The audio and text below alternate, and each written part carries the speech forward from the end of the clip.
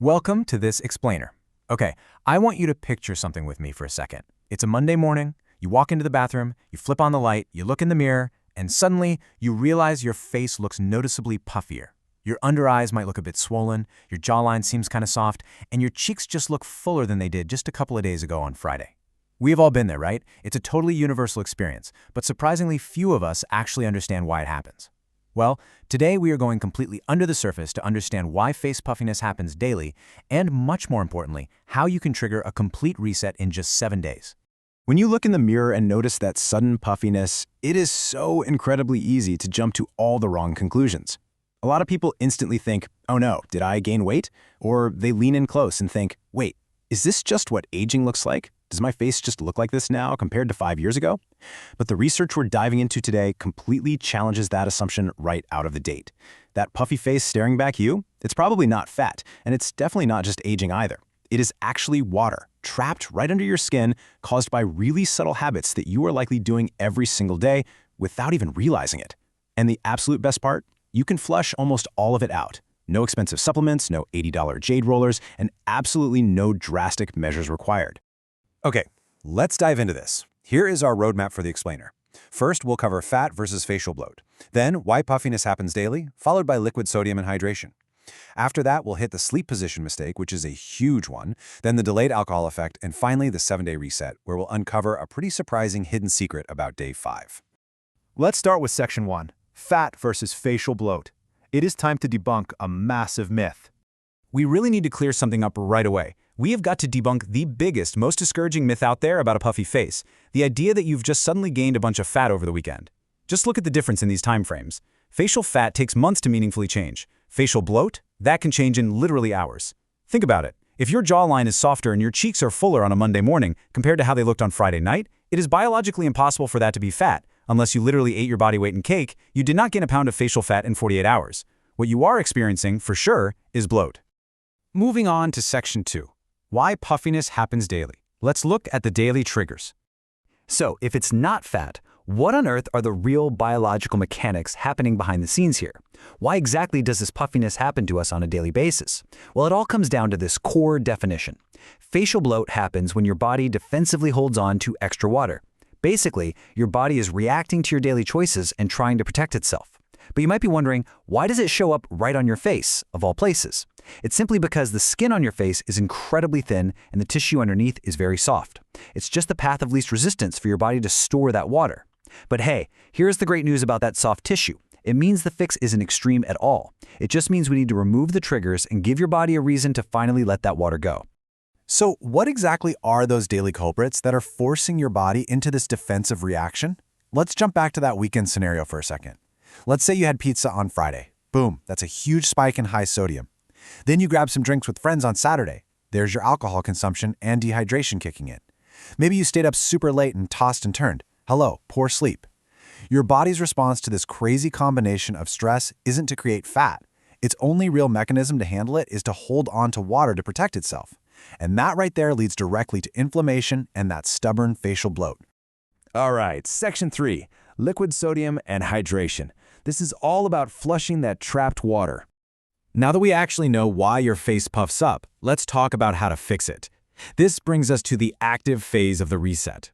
These are absolutely the fastest ways to flush out that trapped water, and you won't have to spend a dime. The absolute crucial point here is how we handle our intake.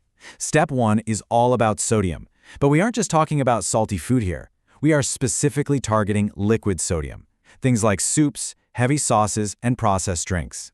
Your body processes sodium in a liquid form way faster than it does in solid food, which means it shows up as puffiness in your face almost immediately.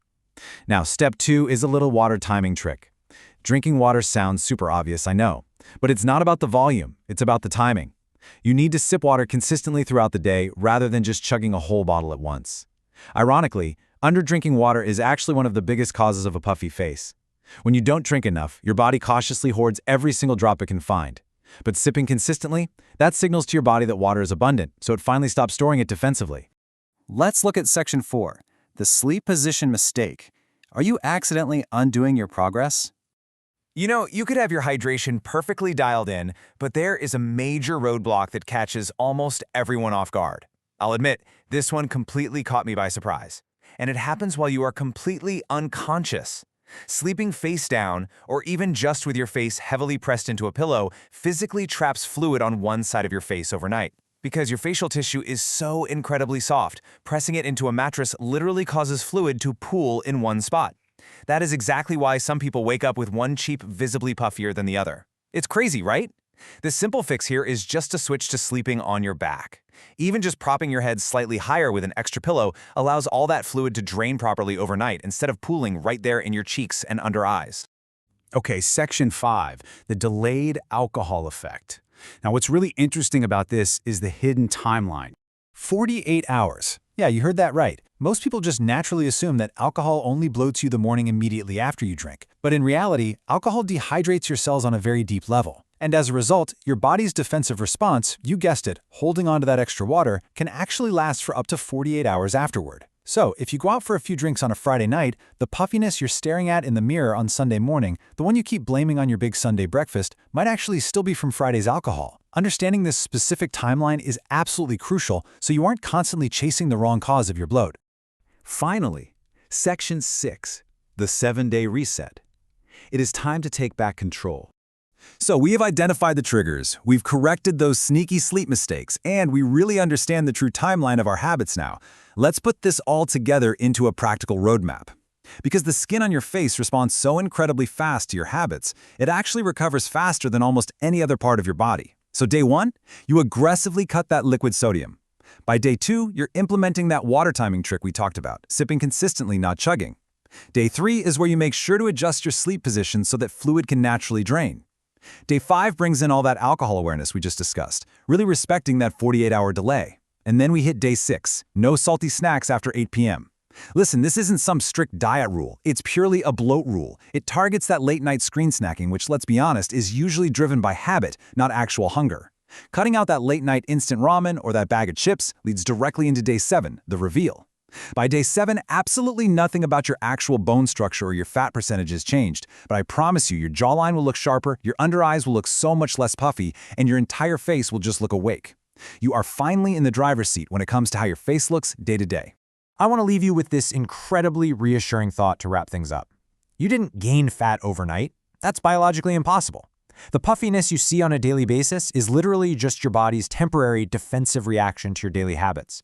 And because it's just a reaction, that means you have the power to change it starting right this second. So really think about this. If something as incredibly simple as changing your sleep position or just adjusting how you drink a glass of water can change your face this dramatically in just 7 days, what else is your body trying to tell you? Thanks so much for joining me on this explainer, and keep learning.